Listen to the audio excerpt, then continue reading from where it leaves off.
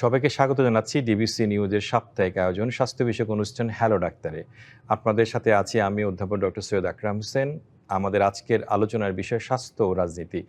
আমাদের সাথে স্টুডিওতে আছেন ডক্টরস অ্যাসোসিয়েশন অব বাংলাদেশের সভাপতি অধ্যাপক হারুন আল রশিদ এবং ওয়াটার এইডের দক্ষিণ এশিয়ার আঞ্চলিক পরিচালক ডাক্তার খায়রুল ইসলাম।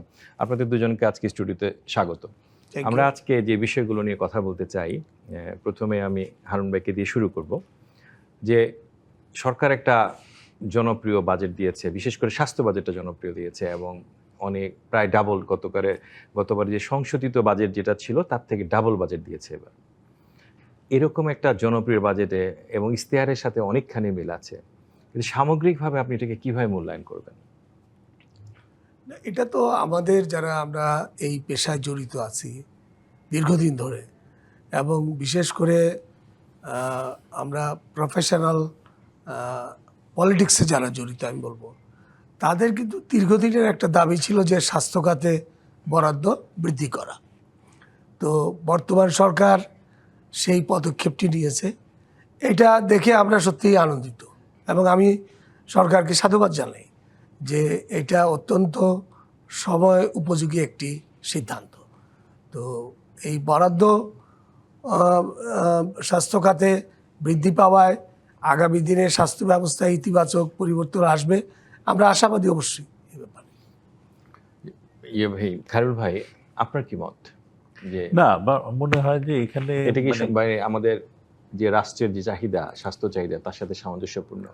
অবশ্যই, প্রথম জিনিসটাই হচ্ছে যে জনস্বাস্থ্যের সঙ্গে যারা জড়িত তাদের এবং এর বাইরেও যারা উন্নয়ন জগতে কাজ করে সবারই একটা চাহিদা ছিল যে স্বাস্থ্য শিক্ষা অর্থাৎ হিউম্যান ডেভেলপমেন্টের মধ্যে যেন সাবস্টেন্সিয়ালি ইনক্রিজ করা হয় বাজেটারি অ্যালোকেশন এবং এক্সপেন্ডিচার। তো এই লক্ষ্যটা কখনোই পূরণ হচ্ছিল না এবং আমরা নিজেদেরকে খুবই বোধ করতাম যে আমাদের হেলথের টোটাল এক্সপেন্ডিচার আপনার জিডিপির অ্যালোকেশনটা 5.5%, আধা দি অর্ধেক। সেই জায়গার থেকে এই প্রথম এইটা 1% পুরো এক্সিড করলো। ইশতেহারে আছে ক্রমান্বয়ে 5 করা হবে। তো এই যে একটা পজিটিভ টুইস্ট আনা হলো এবং প্রথম বাজেটে এইটা একটা বিরাট মনোজাগতিকভাবে স্বাস্থ্য খাতকে অনেকখানি চাঙ্গা করবে। যারা কর্মী আছে, ডাক্তার, নার্স থেকে শুরু করে ওষুধ সমস্ত সবাই এটাতে খুবই একটা ভালো অনুভব করছে এবং রোগীরা এবং জনগণ খুব আশাবাদী যে এইবার স্বাস্থ্যে তারা একটা ব্যতিক্রমী কিছু দেখতে পাবে। এই আশাবাদের মধ্যে কিন্তু ওই আশা জাগা নিয়ে অনুভূতিটা সরকার খুব সহজভাবে বাজেটে এত বাড়ানোটা খুব সহজ কাজ না, কিন্তু আমি বলছি যে যেভাবে তারা এক্সপ্লেইন করে প্রায় দ্বিগুণের মতো বরাদ্দ দিতে পারলো, জনগণ এতে খুব সন্তুষ্ট এবং আশাবাদী হয়েছে। আপনার কাছে এই প্রসঙ্গে এটি সম্পূরক প্রশ্ন করতে চাই যে অন্তর্বর্তী সরকারের সময় কিন্তু যে বাজেটটা দেওয়া হয়েছিল তার অর্ধেক বাজেট কিন্তু খরচ করা গেছে, মাত্র অর্ধেক খরচ করতে পেরেছে। তো এই বিষয়ে কিন্তু মানুষের মধ্যে একটা শঙ্কা আছে যে বাস্তবায়ন সক্ষমতাকে স্বাস্থ্য মন্ত্রণালয়ে আছে কিনা, কারণ এবারও যতগুলো মন্ত্রণালয়ের বাজেট বাস্তবায়ন এর মধ্যে স্বাস্থ্যটা সবচেয়ে পুয়ার পারফর্মার ছিল এবারও। ইন্টারিমের সময় যেটা হয়েছে আপনি তো অর্ধেক বললেন, আমার কাছে যে পরিসংখ্যান আছে ঢাকা ইউনিভার্সিটির অর্থনীতিবিদ রোমান আপার, অ্যাকচুয়ালি রিভাইজড এডিপিতে এটা প্রায় 60%-এর মতো ছিল, অর্থাৎ 40%-এর মতোই খরচ হয় নাই, খরচ করতে পেরেছে, 60%-ই পারে নাই। তো এখন প্রশ্নটা হচ্ছে যে আমরা তো দ্বিগুণ করলাম, আর ইউজুয়ালি রেভিনিউ বাজেটেরও পুরোটা আমরা কখনো সেরকম করে খরচ করতে পারি নাই। তো এই জায়গাটাই হচ্ছে সক্ষমতার চ্যালেঞ্জ। তো আমার কাছে যেটা ধরেন আমরা এক ধরনের ব্যাক অফ দি এনভেলপ হিসাব করি না, আচ্ছা ঠিক আছে এবার দ্বিগুণ বাজেট তো হলো, তাহলে কত পর্যন্ত খরচ করতে পারবে। পুরনো ধারাতেও যদি থাকে তার হচ্ছে অন্যান্য বারের যে বাজেট ফিগার সেটাকে এক্সিড করবে। তার হচ্ছে যে একটা পজিটিভ জাম্প এখানে আসতেই হবে। এখন যেন তেনভাবে আগের মতো করে ওই শুধু অবকাঠামো ভিত্তিক খরচ করা বনাম মানব সম্পদ ভিত্তিক এমএসআর, ওষুধপত্র, এই জায়গাগুলোতেই হচ্ছে একটা সক্ষমতার বিষয়। এখানে আমি একটা ক্যাচ একটু বলে দেই, হারুন ভাই তাহলে আলোকপাত করতে পারবে, যে ধরেন দ্বিগুণের একটা বড় অংশ তো উন্নয়ন বাজেটের অনেক কিছু কিন্তু ইলাবোরেটেড হয় নাই। 23,000 কোটি টাকা কিন্তু একটা ব্লক অ্যালোকেশন হিসাবে আছে। এইটা যখন প্রোগ্রামে এবং অন্যান্য ছোট ছোট প্রকল্পে ভাগ করে প্ল্যান করে তারপরে খরচ করতে হবে। এখন প্রশ্ন হচ্ছে যে ইন্টারিমের সময় কিন্তু একই ঘটনা, যে আমি স্ক্র্যাপ করে দিলাম ওই যে সমস্ত সেক্টর ওয়াইড প্রোগ্রাম, রাইট, বিকল্প কিছু দিতে পারলাম না। আমি 23,000 কোটি টাকা রেখে দিয়েছি উন্নয়নে, আমি খরচ করব, কিন্তু আমি প্রোগ্রাম দাঁড় করাতে আমি লাগিয়ে দিলাম 6 মাস। ওই জায়গাটাতে হচ্ছে সক্ষমতা, যে কত দ্রুততার সঙ্গে আপনি এই জায়গাটায় খরচের দিকে পৌঁছাতে পারবেন, যার সুফলটা জনগণ পাবে। এবং এর মধ্যে আমি পরে, হারুন ভাই বলেননি, আমি এর পরে কিছু ছোট ছোট সাজেশন দেওয়ার চেষ্টা করব। হারুন ভাই, যে উনি একটা চমৎকার বিষয়গুলো বলেছে যে ইন্টারিম গভর্নমেন্টের মধ্যে এই প্রবলেমগুলো কিন্তু ছিল, যে health and population sector program থেকে যখন সুইচ ওভার করা হয়, প্ল্যানিং কমিশন বলেছিল 2 বছরের একটা সময় হাতে নিয়ে আস্তে আস্তে করে এটাকে র্যাপ আপ করতে। এবং আমরা রিফর্ম কমিশন থেকে, স্বাস্থ্য সংস্কার কমিশন থেকেও কিন্তু একই প্রস্তাব দিয়েছিলাম এবং বলেছিলাম যে এই সময়টাতে হিউম্যান রিসোর্সের ডেভেলপমেন্ট এর সক্ষমতা তৈরি করার জন্য। কিন্তু দুঃখজনকভাবে স্বাস্থ্য মন্ত্রণালয় কর্ণপাতই করে নাই। এখন আপনি এই পরিস্থিতিতে বর্তমানে, কারণ সরকার তো একটা চলমান প্রক্রিয়া, কে ছিল না সেটা হচ্ছে, আজকের দিনে আমি যে দায়িত্ব পেলাম, বর্তমান সরকারের তার নির্বাচনী ইশতেহার আছে, এবং আপনি কি এই নির্বাচনী ইশতেহার যে সরকার যে স্বাস্থ্য মন্ত্রণালয় যে বাস্তবায়ন করার জন্য মাঝে মাঝে মিটিং আমরা দেখতে পাই, ওর মধ্যে কি আপনি আছেন কিনা তাও জানি না, আপনার কোনো অভিজ্ঞতা আছে কিনা, বা সরকার এই প্রক্রিয়া কি করছে আপনি যদি একটু বলতেন। দেখেন, আসলে বাজেটারি অ্যালোকেশন আমাদের মধ্যে একটা পজিটিভ আশা তৈরি করেছে, কিন্তু ইমপ্লিমেন্টেশনের ক্ষেত্রে আমাদের বাংলাদেশে শুধু স্বাস্থ্য না, আপনি যে কোনো সেক্টরে যান, বিশেষ করে ডেভেলপমেন্ট খাতে যে বরাদ্দটা থাকে সেটা বছর শেষে দেখা যায় যে খরচ হয়নি। এবং আপনার মে জুন মাসে দেখবেন যে অনেক প্রকল্প বাংলাদেশে স্বাস্থ্য ছাড়াও শুরু হয় এবং টাকা জোর করে বরাদ্দ দিয়ে দেওয়া হয় যে তাড়াতাড়ি খরচ করো। এটার অন্যতম কারণ হলো আমলাতান্ত্রিক জটিলতা। তো বরাদ্দের টাকা, বাজেট কিন্তু পাস হয়ে গিয়েছে, এখন এই টাকাটা খরচ করার জন্য আপনার যত দ্রুত আপনি প্ল্যান করবেন, প্ল্যানের পরে আপনি যাবেন বাস্তবায়নে।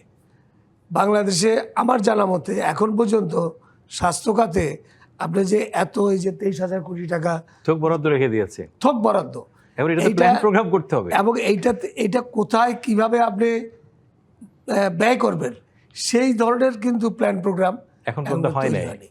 প্ল্যানের পরে এটার ইমপ্লিমেন্টেশনের জন্য কিন্তু সরকারি যে নিয়মাবলী আছে আমাদের, সেটা কিন্তু অত্যন্ত জটিল একটা প্রক্রিয়া।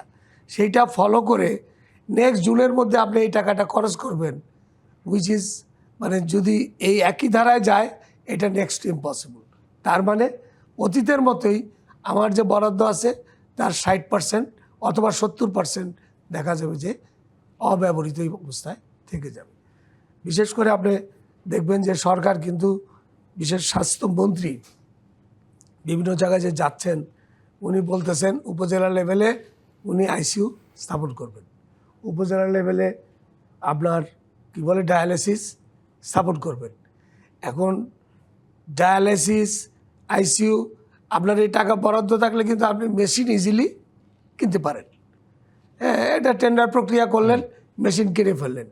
কিন্তু আজকে আমরা বাস্তবতা কি, আমরা কোভিডের সময় দেখেছি যে আমরা আইসিইউর অভাবে আমাদের দেশের লোক মারা গেল, তখন মিজেলসও একই অবস্থা, এনআইসিউর অভাবে বাচ্চারা মারা যাচ্ছে। কিন্তু যখনই আইসিইউ তৈরি করা হলো, দেখা গেল যে আমাদের লোকবল নাই, এবং লোকবল তখন সরকার তড়িৎ গতিতে 300 জনের মতো আইসিইউ অ্যান্ড অ্যানেস্থেশিয়া স্পেশালিস্টকে নিয়োগ দিতে বাধ্য হলো, যাদের প্রায় 80% 30-40% কিন্তু তখন আবার ওই সরকারিতে চাকরিতে জয়েনও করে নেয়। এবং বর্তমানে আপনি জানেন, আপনি নিশ্চয়ই জানেন যে আইসিইউগুলি সেই সময় প্রতিষ্ঠা করা হয়েছিল, ম্যাক্সিমাম আইসিইউ এখন বন্ধ।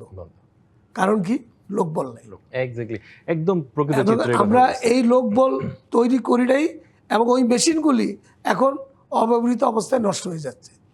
তার মানে কি আমাদের প্ল্যানিংয়ের কত বড় অভাব, অভাব। এই জায়গাটাই কিন্তু আমরা অ্যাড্রেস করছি না কোনো সময়।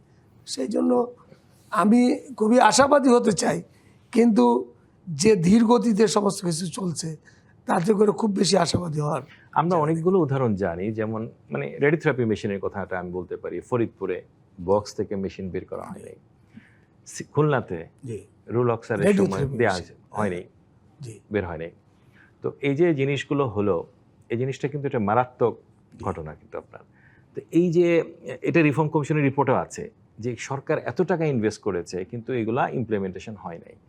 এখন আপনি যেটা বলছেন যে প্রকৃত তথ্য যেটা তুলে ধরলেন আপনি, তো এটা যদি আমরা যদি এখনই প্ল্যান প্রোগ্রাম কোনো কিছু না থাকে, সরকারি একটা প্রকিউরমেন্টে আমরা লক্ষ্য করেছি যে প্রায় এক বছরের কাছাকাছি সময় লেগে যায় বড় প্রকিউরমেন্টে, এবং অনেক সময় সেটা শেষ মুহূর্তে গিয়ে বাতিল হয়ে যায়। তাহলে এই উনি যেটা বললো যে আসলে কি এটা এত সহজ না, কারণ এটা অনেক ওয়েল প্ল্যান থাকতে হবে, তখনই কিন্তু এটা বাস্তবায়ন করা সম্ভব হবে। আপনি যদি আরো কিছু বলতে চান এটা নিয়ে। না, সেজন্য আমার ব্যক্তিগত কথা হলো যে আমরা যাই কিছু করতে চাই না কেন, সেটা কিন্তু ম্যান অ্যান্ড মেশিন দুইটার একটা কম্বিনেশন থাকতে হবে। যে আমার আইসিইউ করব আমি, অথবা ডায়ালিসিস করব, অথবা একটা হাসপাতাল বানাবো, চালানোর জন্য আমি মানুষ তৈরি না করে আগে যদি ইনফ্রাস্ট্রাকচার করি অথবা মেশিন কিনে ফেলি, তাহলে বিগত দিনের মতো অপচয় ছাড়া কিছু হবে না। এবং এই মানুষ তৈরি করতেও কিন্তু সময় এবং অর্থ দুইটাই লাগে। ওই জায়গায় কিন্তু বরাদ্দ দিতে দেখা গেছে যে আমাদের যারা কর্তা ব্যক্তি আছেন তারা খুবই কার্পণ্য করেন। They do not want to make expert people. এই জায়গায় নীতির পরিবর্তন এবং দ্রুত গতিতে বাস্তবায়ন, এই জায়গায় যদি আমরা অ্যাড্রেস না করি তাহলে আগামী দিনে একই অবস্থা হবে। আমরা একটা বিরতি নিয়ে আবার আসছি। হ্যালো ডাক্তারে নিচ্ছি একটি বিরতি, সঙ্গেই থাকুন। আবারও স্বাগত ডিবিসি নিউজের সাপ্তাহিক আয়োজন স্বাস্থ্য বিষয়ক অনুষ্ঠান হ্যালো ডাক্তারে। আজকের আলোচনার বিষয় স্বাস্থ্য ও রাজনীতি। আলোচনা করতে আমাদের মাঝে স্টুডিওতে আছেন ডাক্তার খায়রুল ইসলাম এবং অধ্যাপক ডাক্তার হারুন আল রশিদ। খায়রুল ভাই, যে বিরতির আগে আমাদের হারুন ভাই যে কথাগুলো বললেন অত্যন্ত গুরুত্বপূর্ণ, কিন্তু যে একটা আসলে পরিকল্পনাগুলো অনেক ওয়েল হেড না হলে এগুলো বাস্তবায়ন করা, যে আমাদের যে টোটাল আমলাতান্ত্রিক এটা তো খুব কঠিন। কিন্তু এই পরিস্থিতিতে কি করণীয়? কারণ ধরেন আপনি বলেছেন যে প্রায় 23,000 কোটি টাকা একটি থোক বরাদ্দ, তার জন্য কোনো প্ল্যান প্রোগ্রাম কিছুই করা নাই। সরকারের রাজনৈতিক সদিচ্ছা আছে, ইচ্ছা আছে, মাননীয় প্রধানমন্ত্রীর ইচ্ছা আছে, কিন্তু সরকারি একটা পদ্ধতি এবং সময় যেটা লাগে সে কাজগুলো তো এখন পর্যন্ত কোনোটাই তৈরি হয় না এবং শুরুও হয় নাই। কি করণীয়? এই জায়গাটাতেই আমার কাছে মনে হয় কি, যে আমরা যে বলি যে সক্ষমতা বাড়াতে হবে, কিভাবে বাড়াতে হবে, মানে এই জায়গাটা যদি একটু ভেঙে ভেঙে না বলা হয় যে কি করলে পরে আসলে এটা খুব দ্রুত করা সম্ভব। আপনি দেখেন, এই যে কোনো একটা প্রকল্প নিতে গেলে একটা তো ওই যে পিপি তৈরি করতে হয়। এখন আপনি একজন সিভিল সার্জনকে প্রমোশন দিয়ে এনে ডিপিএম পিএম করে দিচ্ছেন, বা মাঠের থেকে আরেকজনকে নিয়ে আসছেন, তাকে একটা পদ পদবি দিচ্ছেন, সে তো এই সমস্ত প্রক্রিয়ার সঙ্গে কোনোদিন যুক্ত না। এখন ফরচুনেটলি আমাদের হেলথের একটা ম্যানেজমেন্ট ইনস্টিটিউট সাভারে অবকাঠামো তৈরি হয়েছে, কিন্তু এই যে গতকালকে না পরশুদিন দেখলাম যে ওইখানে এখন জনবল মাত্র ওখানে দেয়া শুরু করবে, অর্থাৎ প্রশিক্ষণ যারা দিবে তাদের এখনো নিয়োগ হয় নাই।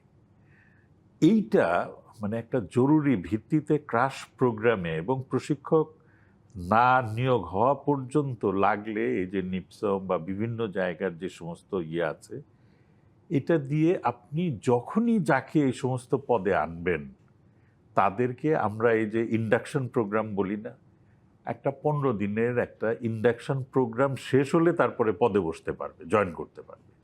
প্রথম যাবে ওইখানে এই সরকারি প্রক্রিয়াগুলা কিভাবে খরচ করতে হয়, আমাদের ডাক্তাররা আনারই হয় কোন জায়গাগুলায়, এই যে প্রশাসনিক এই সমস্ত মন্ত্রণালয়ে গিয়া তারপরে ওই যে উপসচিব বা সিনিয়র অ্যাসিস্ট্যান্ট সেক্রেটারি হাইকোর্ট টাইকোর্ট দেখায় দেয়, তারপরে ঘুরতে থাকে, ফাইল চালাচালি হতে থাকে, কারণ সে তো এই প্রক্রিয়াগুলোর সঙ্গে পরিচিত না। সে তো ধরেন মেডিকেল অফিসার ছিল, ইউএচএফপিও হয়েছে, ডেপুটি সিভিল সার্জন হয়ে তারপরে সে ডিজি হেলথ এসছে, সে তো কোনোদিন এই প্রক্রিয়ার সঙ্গে, তাকে এটার সঙ্গে যুক্ত করতে হবে একটা ওরিয়েন্টেশন অ্যাজ এ ইন্ডাকশন। যাকেই আপনি হেলথের একটা পোর্টফোলিও দিবেন তাকে আপনি একটা এই ইন্ডাকশন দিয়ে, যাতে সে এই জিনিসগুলা সরকারি ক্রয় প্রক্রিয়ার থেকে শুরু করে সব কিছু সে একদম ঝরঝরা হয়ে যায়।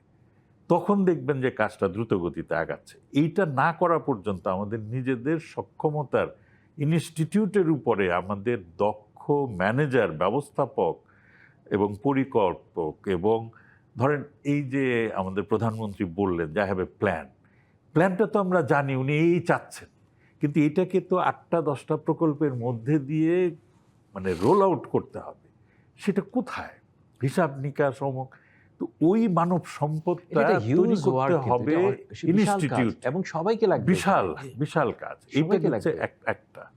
আর আমি একটা খুব ছোট্ট কিন্তু যেটা মানুষ খুব পছন্দ করবে এরকম একটা প্রস্তাব রাখতে চাই। সেটা হচ্ছে আমরা ওই যে আউট অফ পকেট এক্সপেন্ডিচার তো আমরা সবাই জানি যে এই উপমহাদেশ এবং এশিয়ার মধ্যে হাইয়েস্ট 80% এখন উঠে গেছে যে পকেট থেকে মানুষকে খরচ করতে হয়।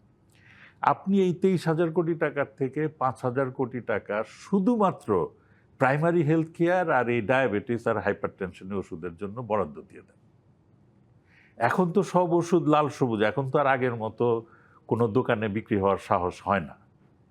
যার দরকার গিয়ে সে ওষুধগুলো নিক। একটা মানুষ যে এনসিডিতে ভোগে মিনিমাম 2,500-3,000 টাকার ওষুধ মাসে তার লাগে। আর প্রাইমারি হেলথ কেয়ারের ওষুধগুলো যদি মানুষ, এই ওষুধ কেনাটা কিন্তু খুব জটিল হবে না, এটা আমরা খুব ইজিলি করে ডিস্ট্রিবিউট করে দিতে পারবো। ধরেন এটা 6 থেকে 8 মাসের মধ্যেই পারবো।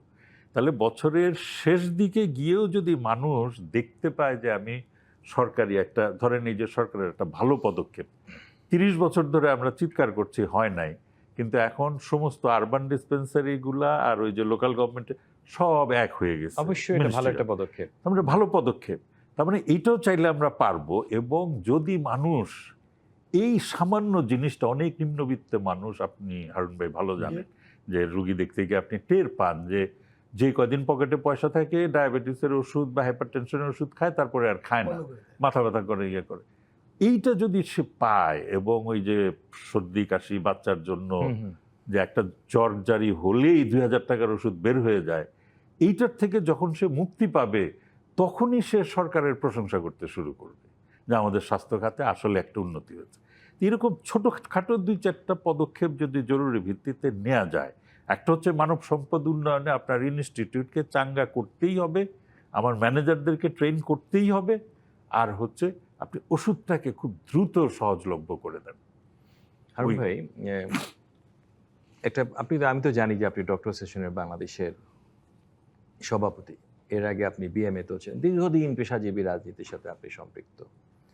এই নতুন সরকার আসার পর স্বাস্থ্য মন্ত্রণালয় প্রাক বাজেটের ব্যাপারে আপনাদের সাথে কি কোনো আলোচনা করেছিল?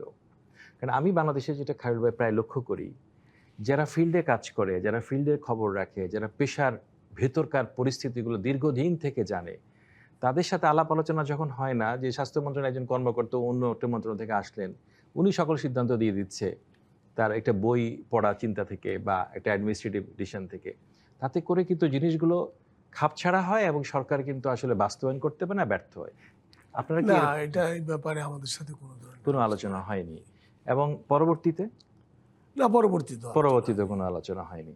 তাহলে এটা খুবই গুরুত্বপূর্ণ আলোচনার জন্য যে ডক্টর অ্যাসোসিয়েশন বাংলাদেশটা আমরা জানি যে সরকার মনা একটি পেশাজীবী সংগঠন।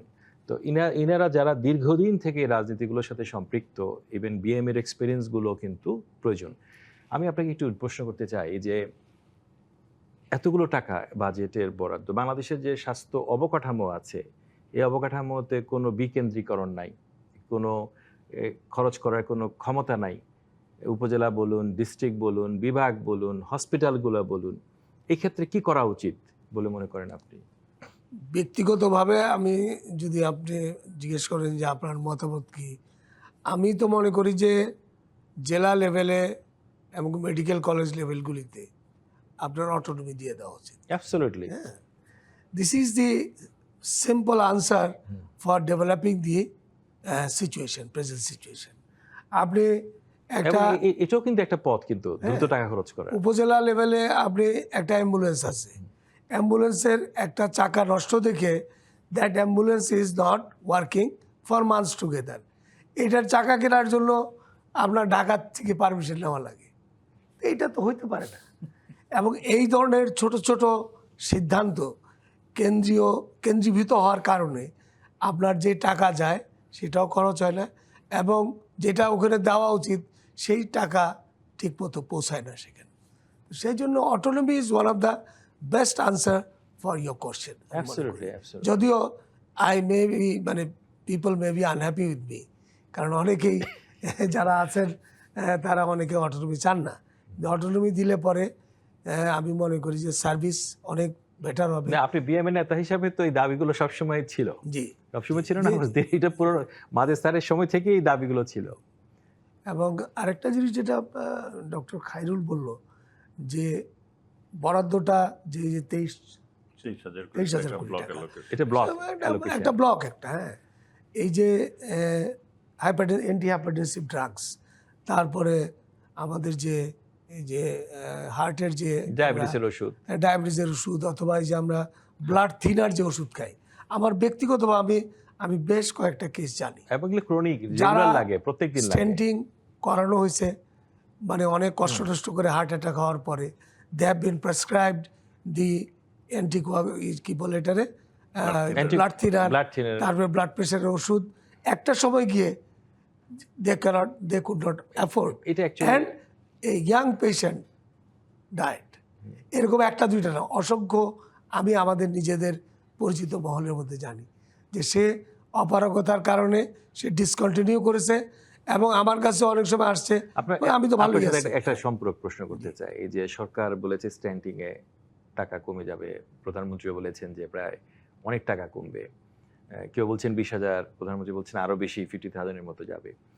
এখন আমরা বাংলাদেশে দেখি সরকার অনেক পদক্ষেপ নেয়, ট্যাক্স কমিয়ে দেন, ইয়ে করে দেন, কিন্তু দেখা যাচ্ছে যে যিনি সেবাটা নেবেন তার কাছে কিন্তু এই মূল্যর বেনিফিটটা উনি পান না। আপনার কি মত এই ব্যাপারে?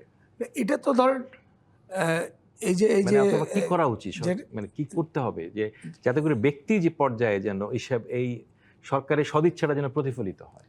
না, এখানে হয় কি, ধরেন সরকারি হাসপাতালগুলিতে দেখবেন যে বেনিফিটটা যারা সুবিধাভোগী তারাই কিন্তু বেশি বেনিফিট পায়।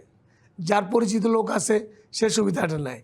এই যে ফ্রি স্ট্যান্টিং, যে মাগনা যে আপনার ইয়াটা, এই যে হার্টের রিং লাগানো হবে, দেখা যায় যার পরিচিত লোক আছে সে সুবিধাটা পায়। একদম ট্রুলি পুয়ার, একদম প্রান্তিক অঞ্চলের যে জনগণ, তারা কিন্তু এই বেনিফিটটা এখানে আপনার নিতে ট্যাক্স পারে। কমিয়ে দিচ্ছে, তো ট্যাক্স কমিয়ে দিচ্ছে।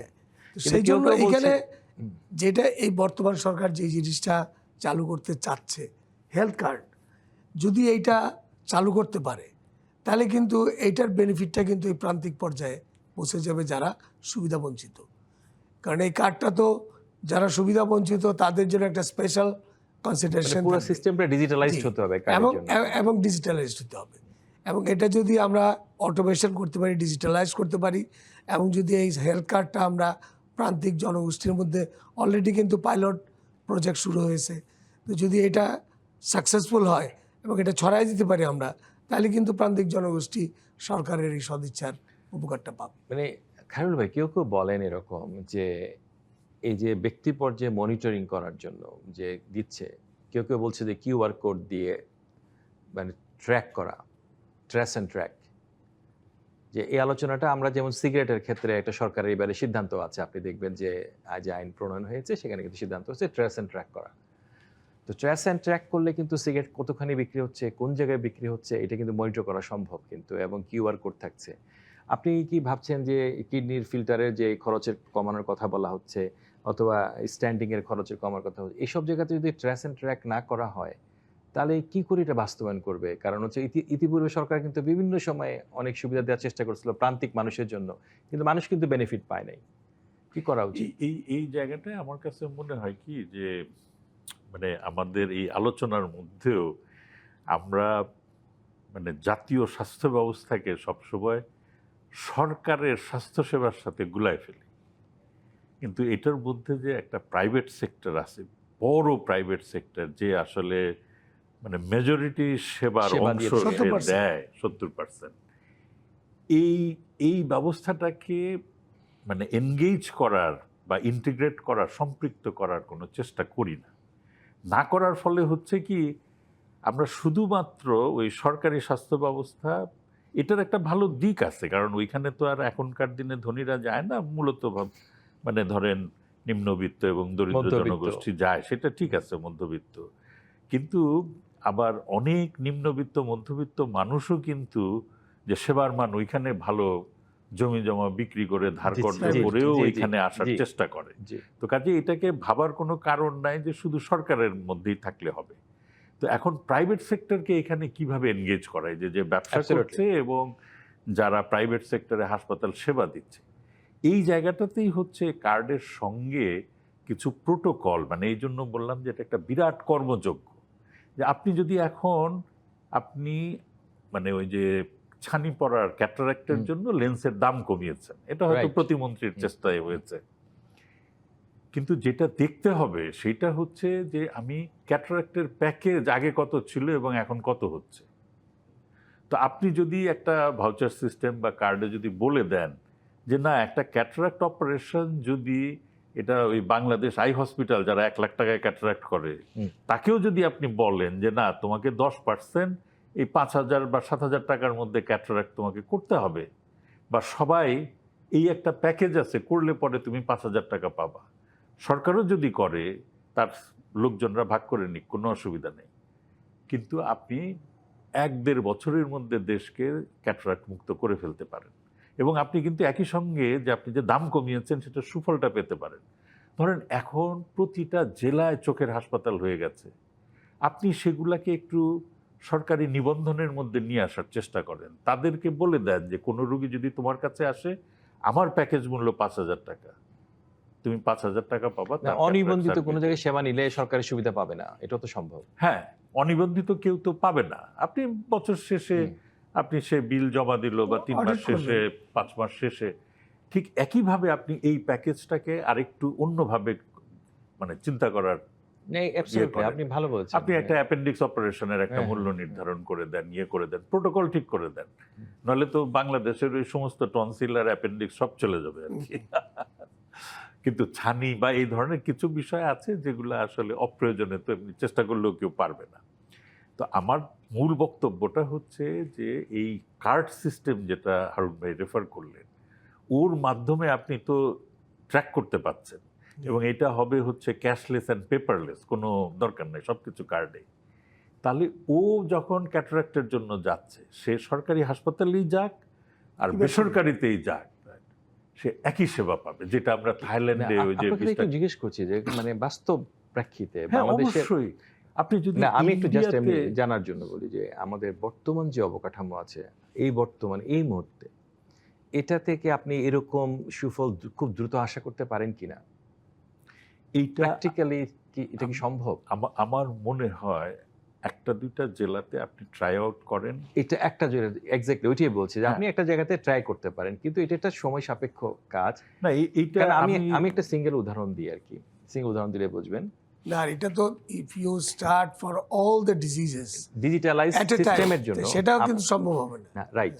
না, কিন্তু হারুন ভাই ওই যে স্বাস্থ্য সুরক্ষা কর্মসূচি যেটা করছিল ঘাটাইলার 4টা উপজেলা, হ্যাঁ, ওইখানে কিন্তু প্রোটোকলগুলো দাঁড় করা ফেলছিল অলরেডি, মানে কিছু কাজ কিন্তু অলরেডি করা আছে। যেমন আমি নিজে ক্যাটারাক্টের জন্য মানিকগঞ্জ জেলাতে 3টা হাসপাতাল মানে পিক করছিলাম। একটা হচ্ছে মানিকগঞ্জ জেলা হাসপাতাল, একটা হচ্ছে ওই যে গান গাইতো মমতাজ ওর বাবার নামে করা হাসপাতাল, আরেকটা ছিল প্রফেসর মতিন স্যারের হাসপাতাল।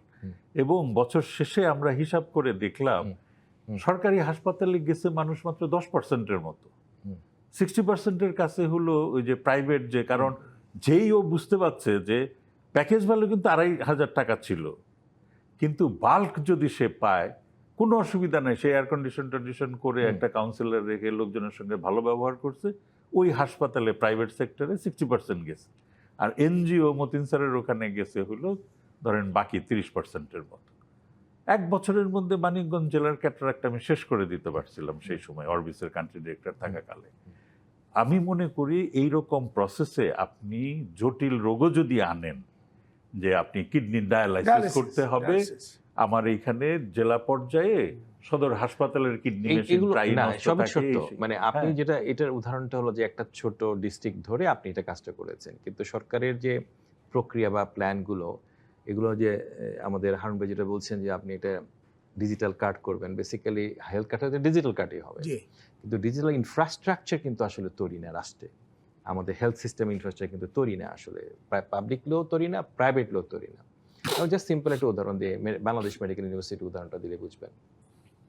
আমি তো গত বছরের 1 জুনে ওখানে জয়েন করি, 1 জুলাইতে গত বছর। আমি জয়েন করার পরে আমাদের ডিপার্টমেন্টে কিন্তু আমি ইলেকট্রনিক মেডিকেল রেকর্ড সিস্টেম তৈরি করেছি, কিন্তু ইউনিভার্সিটির কোনো জায়গাতে এখন পর্যন্ত কিন্তু হয় নাই, নট চিল টুডে। আইকেসকো বলে একটা আমাদের আছে ইসলামিক একটা ইয়ে আছে ইউনেস্কোর মতো, ওখান থেকে ওরা কিছু ফান্ড দিয়েছে, ওই ফান্ড দিয়ে এটা চলছে, কিন্তু চিন্তা ভাবনাগুলো চলছে। কিন্তু আমি এটা উদাহরণটা দিলাম যে বাংলাদেশ মেডিকেল ইউনিভার্সিটি হলো যদি বাংলাদেশের প্রাইম একটা প্রতিষ্ঠান, ওই প্রতিষ্ঠানেও কিন্তু ভার্চুয়ালি টিল আমার ডিপার্টমেন্টে ছাড়া কোথাও এরকম কোনো ইয়ে নাই। আমি ধরেন আপনি ব্যক্তিগতভাবে উদ্যোগে চেষ্টা করে করলেন, বা আমি ব্যক্তিগতভাবে, এরকম মানুষ আরও আছে, কিন্তু রাষ্ট্রের পুরো কাঠামোতে কিন্তু রাষ্ট্র কি আসলে এটা বছর দুয়েক সময় লাগবে এই সিস্টেমটাকে দাঁড় করাতে, যারা এটা কার্ডটা তৈরি করবে। না হলে তো will have to start it. Right right, আমাদের তো শুরু করতে হবে কোনো এক্স্যাক্টলি, সেটার জন্য আপনাদের হেল্প দরকার। এবং মানে সেই জায়গায় আমি মনে করি যদি সদিচ্ছা থাকে এবং যদি মানুষ তো এটাতে কোঅপারেট করবে, right, because people are getting the benefit.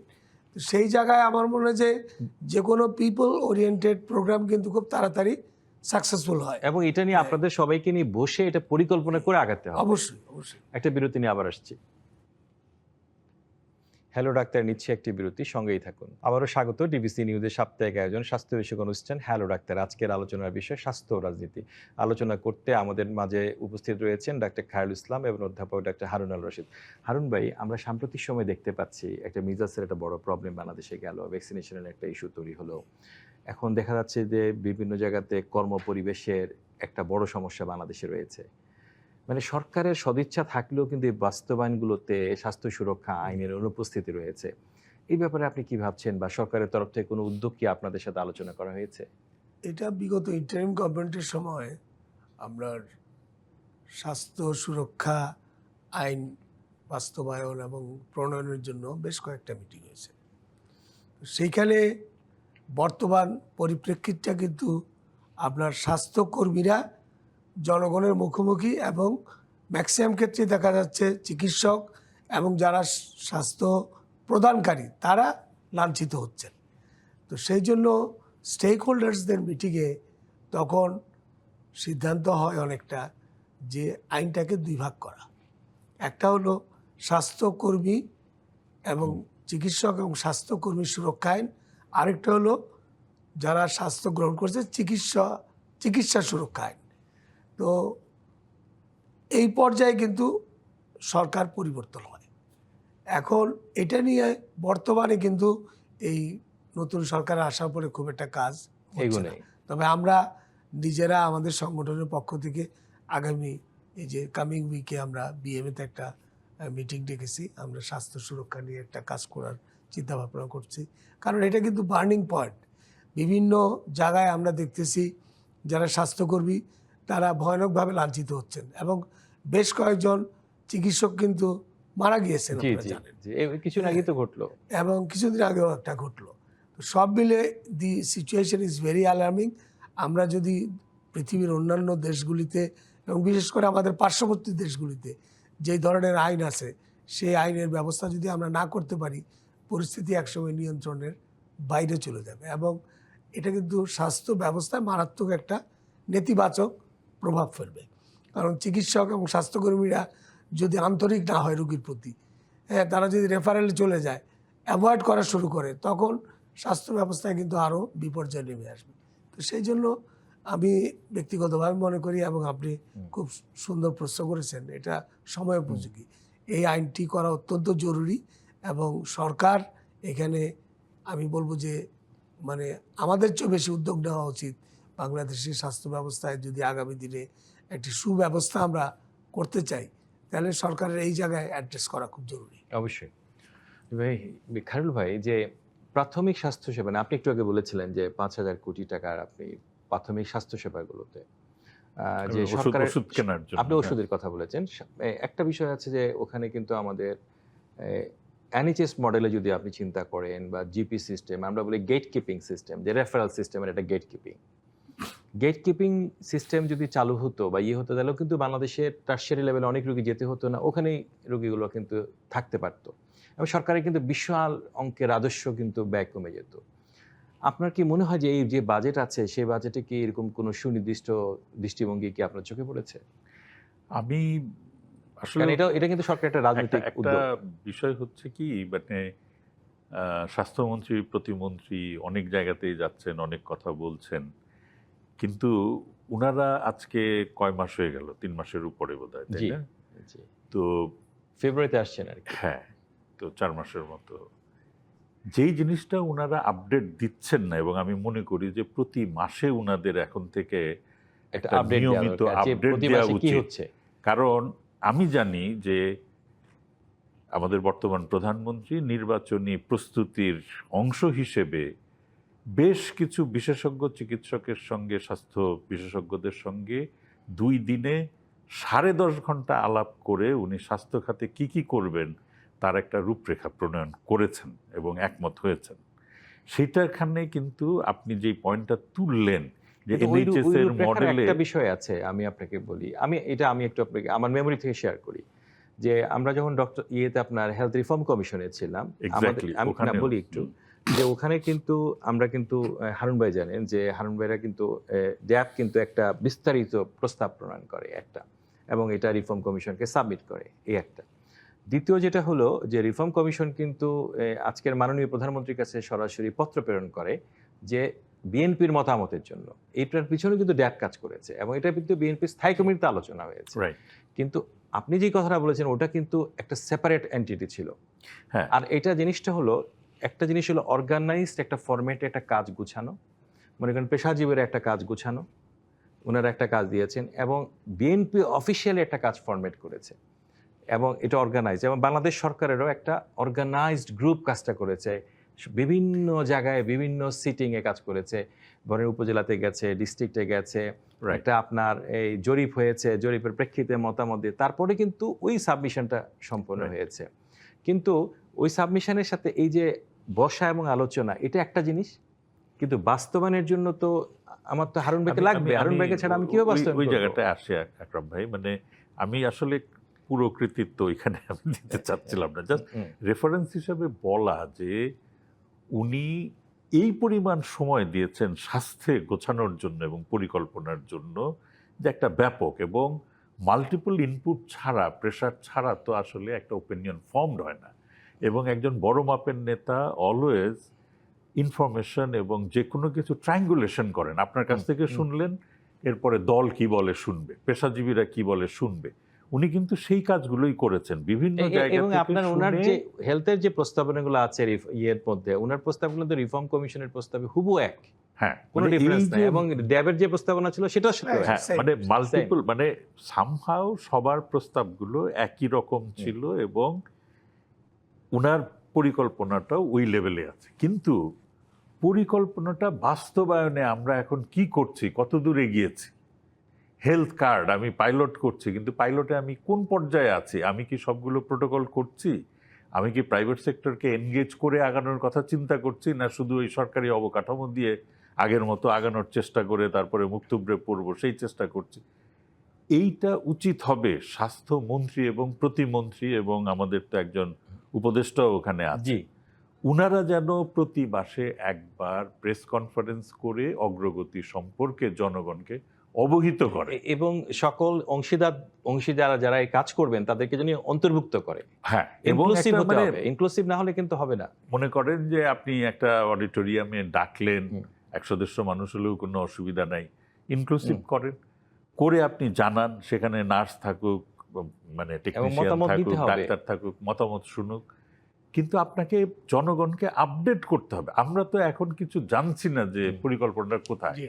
হয়তো খুব ভালো কাজ হচ্ছে, হয়তো হচ্ছে না, আমি জানি না। তো না জানলে স্পেকুলেশন বাড়ে, গুজব বাড়ে, কিছুই হচ্ছে না। ঠিক তো আছে, কাজে এইটা আমার সুস্পষ্ট রিকমেন্ডেশন থাকবে যে উনাদেরকে আপডেট দিতে হবে। অনেক ধন্যবাদ আপনাদের দুজনকে আজকে স্টুডিওতে আসার জন্য। আমরা অনেক আলোচনা করলাম, ভবিষ্যতে কখনো আবার আলোচনা করব। হ্যালো ডাক্তার, এই ছিল আজকের মতন। ডিবিসি নিউজের সঙ্গেই থাকুন।